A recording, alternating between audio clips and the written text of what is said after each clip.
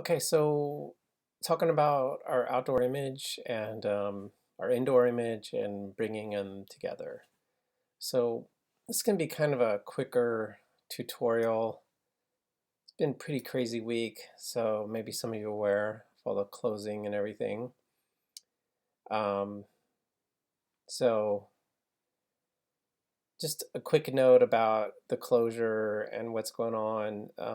The DVC face-to-face classes are closing down and everything's going online right now. So, for our class, it shouldn't change much, but I am going to be having to shift everything over. There's just a lot of extra things.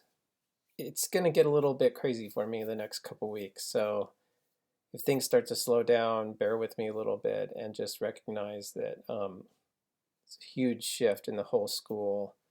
I'm also helping to train some people and just it's a real difference. So, anyway, it's been a crazy day for me, and the last couple of days have just been really hectic. So anyway,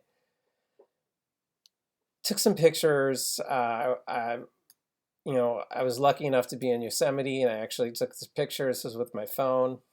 Um, Actually, all the images I'm going to show you, my outdoor images, were with my phone. I didn't really have my camera with me when I took these images, but pretty cool image. And then also the idea was I wanted to make the cone, put the cone into a place that I was kind of thinking of as a spaceship. I was thinking of Rene Magritte a little bit and just kind of copying that idea a little. So it's not really not a very original idea, but maybe some of you know the Magritte images where it's like a rock on a ocean, or he does rocks on top of mountains. It's kind of a common theme of his, but um, so I just kind of grabbed a couple of images that I thought would work in that regard, and I just grabbed them, and some of them I took, on purpose, and some, I just kind of went back and looked at some pictures that I had. Yeah, this one in particular, I was pretty interested in this shot. So this was very recently, and I knew I was going to be doing this. And so I was like, I want to get one shot at least of the valley. So I got up there and I did that. So that was cool. So the image that I'm working with is the pine cone, which let's go to the cone tutorial because this is the one that I shot indoors. And remember, I was really careful about my angle and a lot of your I was looking at your indoor images. I mentioned to a lot of you, you might want to reconsider taking the photograph. And some of you, I talked about your backgrounds. And I know it looks like I didn't really think about too much about my background, but I really did like I really actually really liked the layout. I like the circle. I like the T. I like this this line here. And I thought that it was actually laid out pretty nicely. So as I was shooting it, even though I was really shooting just for the cone, I was actually thinking of the background a little bit. I also shot in such a way that my background was out of focus, and that kind of helps with selecting out the cone. And it's very clear the selection process here. So let's go ahead and bring this into Photoshop and let's talk about it. I've already been working on this, but let's bring this into Photoshop. So the first thing that I would suggest is when you're going to do something like this, you start by maybe cutting out the portion of your, hold on, my cat's, cat got locked into the, I gotta let the cat out, hold on. All right.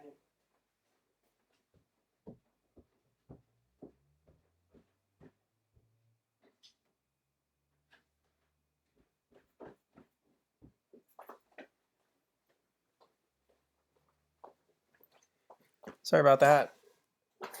Let the cat out. He's gonna sit there and meow the whole time if I don't. So a good thing to do is just to make a quick selection. We can do a quick selection, just pick out a portion of what it is that we're cutting out. Don't get too close, but if we know that we don't want any of this extra stuff, we can sort of clean up some of that decision right off the bat by just getting rid of it. And so one way to do that is to do a cropping. And you do want to be careful because if this is your original image, you could lose this image. So be cautious about this type of operation because it really is a destructive operation. Okay, so I'm going to do what's called cropping, and there is a tool for cropping. It's right here. It's the crop tool, and we'll talk about this maybe a little bit later when we get into some of the more esoteric types of tools like healings and stuff like that. Maybe near the end of the semester we'll just talk about cropping. But in this case, I'm making a selection, and I'm going to go to image, sorry, it went away, crop.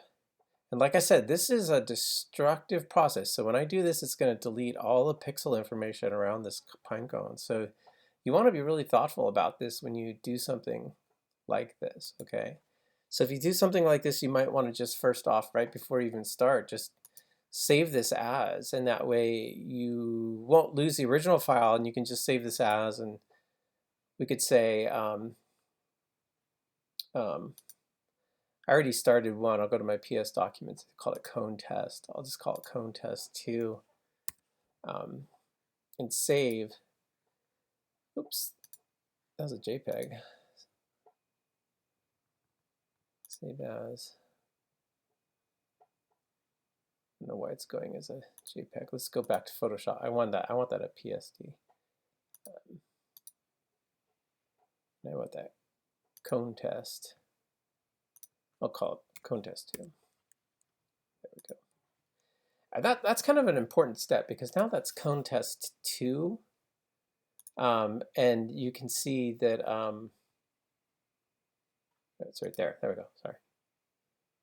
Lost track of that. So there's one we just, no. Okay. So went over here. Sorry about that. I'm like, let's change that order. Oh, let's just, okay. Sorry, I'm getting a little confused there. All right. So the nice thing about this is that I won't lose the information now. The original version is still sitting on where the image that I started with, and now I have cone test 2. And so, I don't have to worry about overwriting that. And now when I go to work with this, I don't have all those extra pixels around it to work with. And when I make my selection process, it might be a little bit easier. So let's start with a simple selection. There's a couple of them that are kind of cool. We've kind of looked at subject. I clicked on that last time we tried subject. And it's a pretty good selection, as you can see. There's a couple parts missing, and that's a pretty good. Let's deselect. Another one that's kind of cool to check out would be focus area, and that was why I was talking about the background, like having everything out of focus. So let's do focus area. Not quite as good of a selection, as you can see, and you can play with this slider and get more or less in it. And it has the select and mask region inside of there, and you can paint and add and select, that sort of thing. Sometimes the focus area really works well. In this case, I found it didn't really work quite as well, and I was sort of hoping I would get a better selection that way. We'll see if we can find some better opportunities for the focus area. But for some of you, oh, he's back, cat's back. For some of you, this might work out well. So just be aware of the focus area. I'm going to cancel that and go back to the last one, which is color range. So some of you might find color range nice. Now this one's not going to work well at all. Color range works by color, and so like let's select out this portion right here. And you see how if I drag around it actually, right? You can add in, so like say I can add these colors, so if you kind of go through, you can almost get everything. But you see how it takes the table, so then I can click in here and say not the table, but then you see it takes portions out. It has a fuzziness, so it'll pick more or less of those color pixels. You can see it's a really difficult thing to work with because most of the colors are brown, and so it's not going to work very well. But if you have a really distinctive difference, like the dog, for instance, the background was green, if you recall. It's a very distinctive difference between the color pixels. This actually probably would have worked pretty well on the dog. So we'll keep working on these selection processes now that we're kind of through taking pictures. We're going to be doing more and more selecting and combining and playing around. So keep an eye on the color range. I'll cancel that. So that's color range, focus range, or subject, right? These all three of these work really pretty well in different ways, right? So pay attention to all of them and see maybe one of these will work a little bit better for you. Um, of course, there's also the quick select tool, which we used a little bit before, and the quick select tool is pretty good, as we know. You know, it's a little more time consuming to lay out, right? And it wants to get those to get those tips. It can be a little bit slow. It might work well on the bottom, but let's deselect. What honestly, the best one that seems the fastest one right now is the subject. I'm just going to go with subject. And it doesn't do super good job in some of these parts, but we'll talk about that in just a moment. We'll clean that up. So, you know, remember I did all of this with just the background image selected, and I want to be careful with that. But one of the things we can do is just click on the select and mask tool. Remember, if we do this, we can always go new layer with mask, which is nice. So we'll select that right off the bat. We'll go to our refine edge tool, and I'm just going to kind of zoom in a little bit. And I'm going to do refine edge this time, and I'm going to get some bad results, and then I'm going to use burn and dodge, and that's kind of one of our things we're going to talk about today. So I'm just going to paint over these edges, and you'll see that I'll get some disappearing. Let's bring this brush a little bit smaller, try to be a little more careful in these areas. So obviously, you know, you see how these are becoming kind of transparent as I go through there, right? So that's kind of what I'm talking about, is like fixing those up. So I'm just gonna kind of work my way around and just find any where the background's kind of showing a little bit.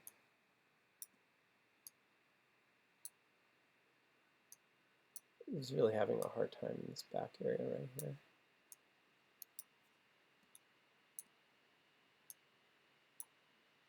Doesn't quite know what to do with that area right there. Might need to get a little more selective. I'm not going to get too detailed on the selection, just based on time. I'm just running out of time. I want to go a little bit quicker. Don't want to spend too much of your time on this part, but you know, those little holes are going to add a little bit of detail that are kind of nice.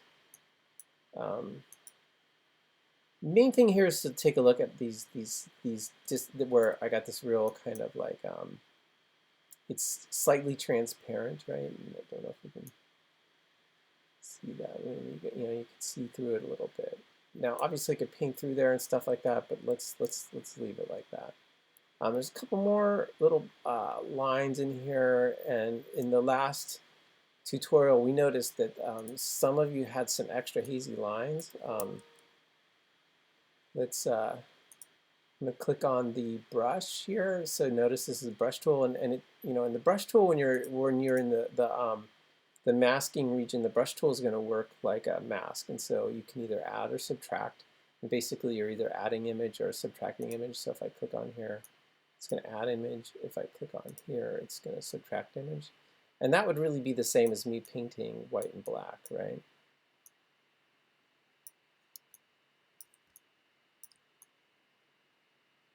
It's having a hard time right there. I'm just going to try and paint it out a little bit. Oops, let's make that real small.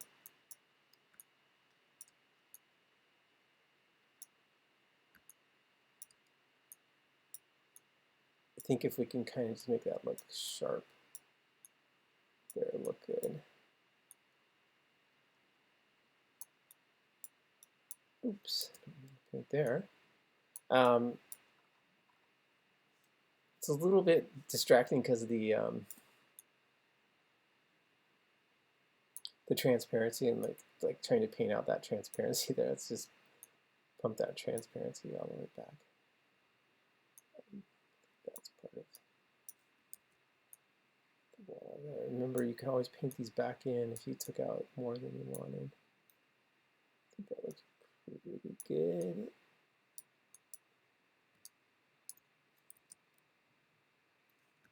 Make it a little bit smaller. Yeah.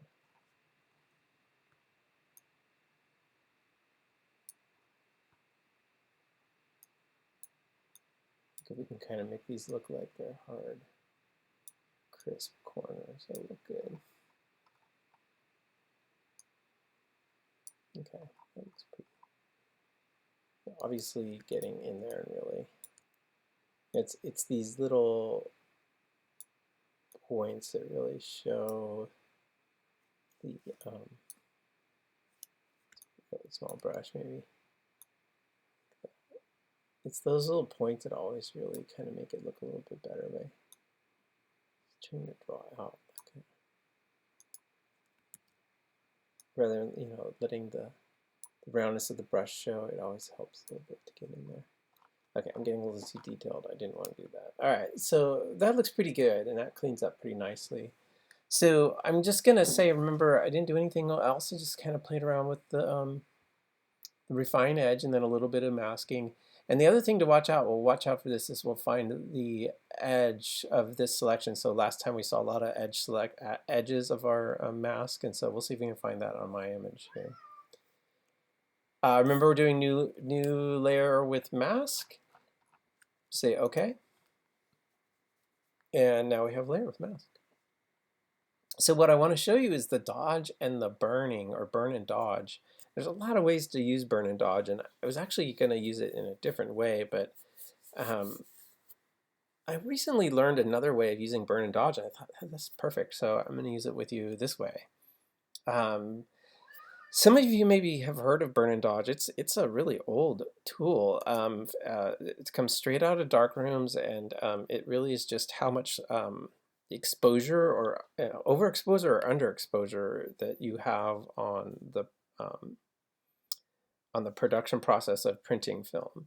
So it's not really in the camera when you're exposing on the film itself the negative, but rather when you use the negative and print onto paper. And so it's a darkroom technique, not a camera technique.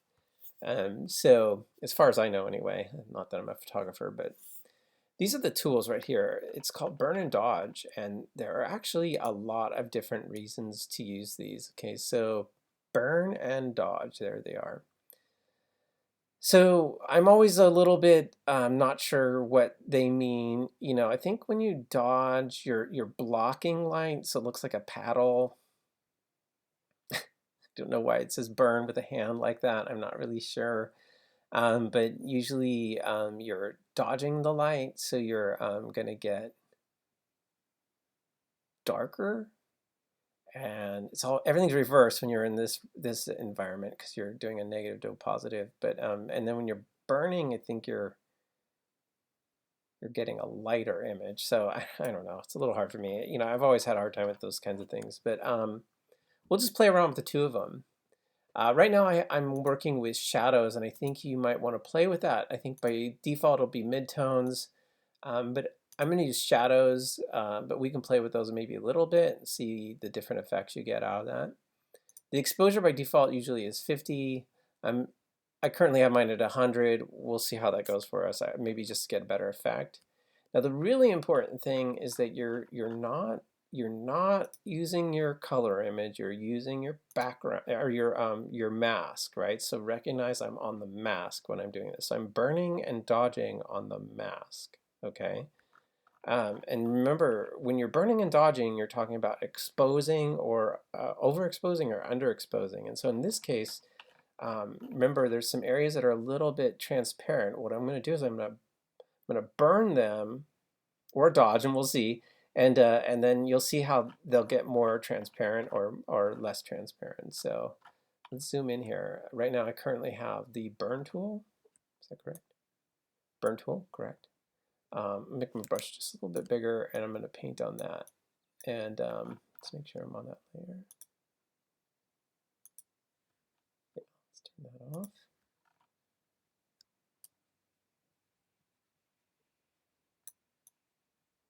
Do you see how it's actually getting transparent? So burning is the opposite direction we want, as usual. I can't ever keep those things straight. So let's go back. So this is dodge. So let's bring that up a little bit, the brush. You see that? And you have to do multiple clicks because that's the way it works. It kind of has like a one-click deal. And what you'll notice is it's starting to fill in a little bit parts that I don't want it to fill in. But it works really pretty well. And the nice thing about it is that it, especially for the tips where, I don't want to be really careful with my brush tool, right? Obviously the middles here I could grab with just the mask and just mask those out with just a regular white or black paint tool. Now these parts here I can't really clean up. That's impossible. There's no data there.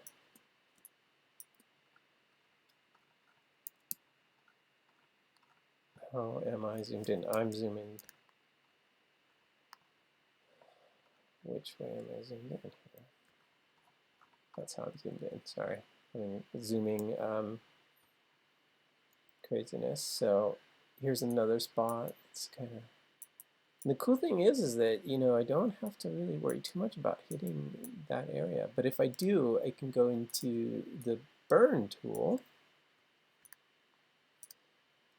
I think partly what makes this hard to remember is that you're actually on a mask, so you're going reversed. It's like a double negative.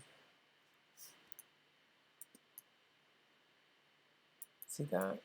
It's just cool because you don't have to be so careful with the edge. And so it can seem a little esoteric, I think, if you haven't done a ton of this. But if I were to be going into the mask and actually painting with black and white, I'd really have to be super careful about how I paint.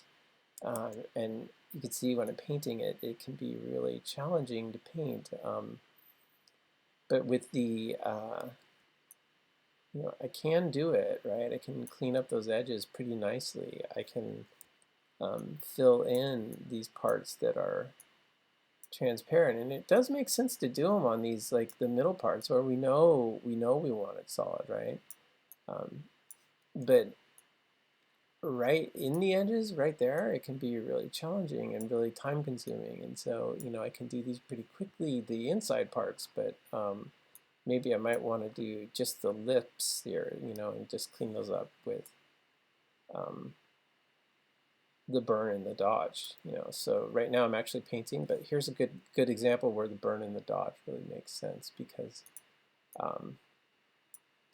you can see it's transparent right there, and I can kind of paint it back in. And then I can come back to the burn tool. Let's make that a little bit smaller. Just clean up that edge.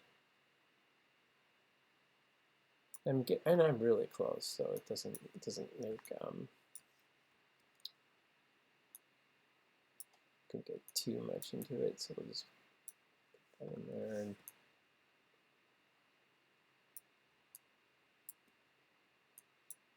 so like I said, it's cool because it just makes these areas just a little bit easier to work with. I mean, you can of course paint them and use the paint tool and paint out parts that are still like, I think that this will look a little bit better if these look like they're more sharp. So there's something there. We are super close, so let's zoom out again. There's my selection. I'll leave it right there. I don't want to get overly selective with that, but that's the burn and the dodge, and there's actually multiple ways we can use that, and I still plan to show you another way of using burn and dodge, but let's just move on. So you can see I kind of already placed this in a couple of different places. I dragged it over and dropped it in, and I'm just kind of playing with the one that I like the best. We'll talk about that in a little bit. And there's Yosemite. So what I did here is I actually selected out a portion of the clouds.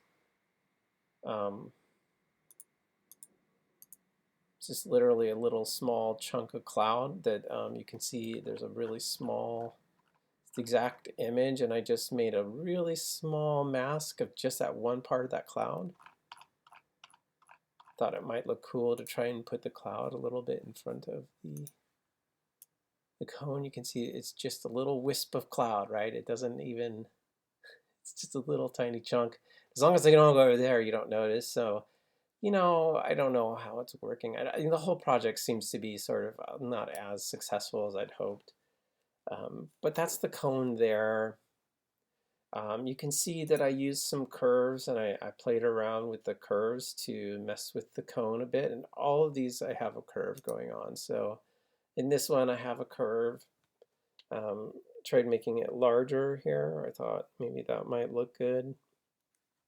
Kind of do like this one. I think it's working. I kind of wanted to brighten it up a little bit. It looks pretty good, you know. I think ultimately in the end, I kind of think I might like this one the best. Again, you can see the curve that I did here. You know, it's just simple curves, you know, just kind of playing around with it a little bit. Maybe that looks a little bit better. It's kind of dark. Maybe like that. Maybe bring the highlights a little bit back up.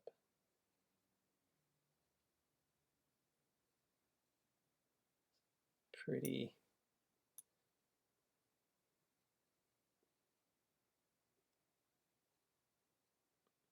bright, you know. I don't know, you can mess around with it, you know, and it's real simple, and that's just the curves, right? And so working with the tonality of it.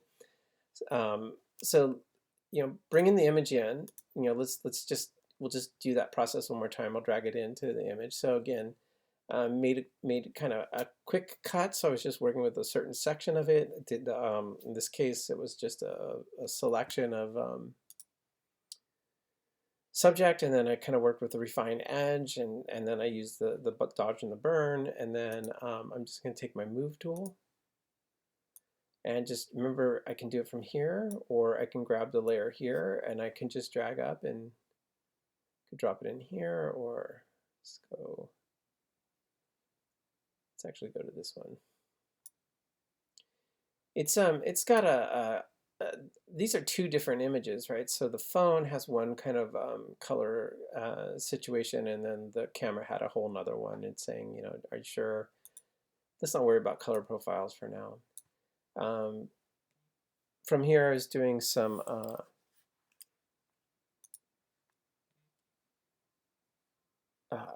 transforms or free transforms, and I was playing around with that. You can maybe make it a little bit smaller. Kind of like the big cone. Let's just cover the old cone, come right over it. Let's just really make it big. It's kind of one of his trademarks, is the really big object. Keep it. And then I'm going to add an adjustment. Now we could do a color grade, right? I can apply this to just only the cone, right?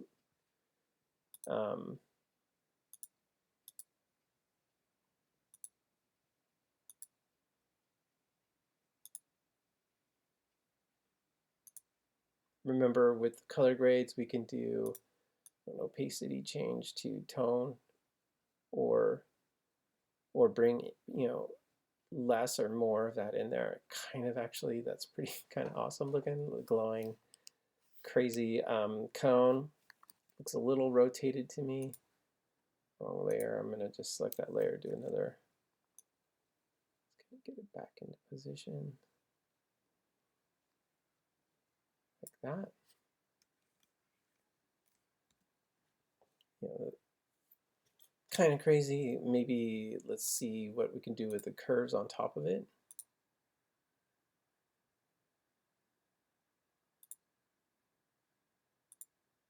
Just lost.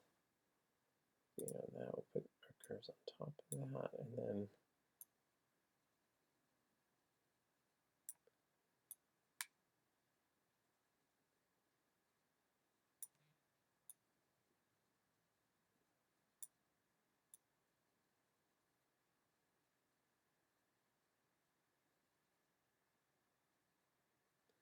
kind of actually like the colors maybe reversing, so if I were to invert these colors, maybe bring the yellow onto this side and the green onto this.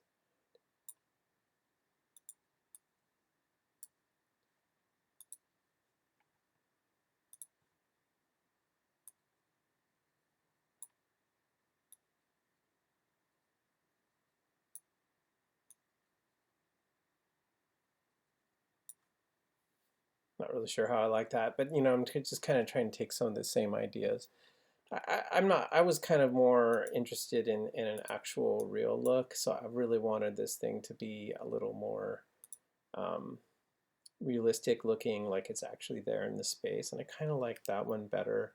Just having it be, more realistic. I do like a little bit darker,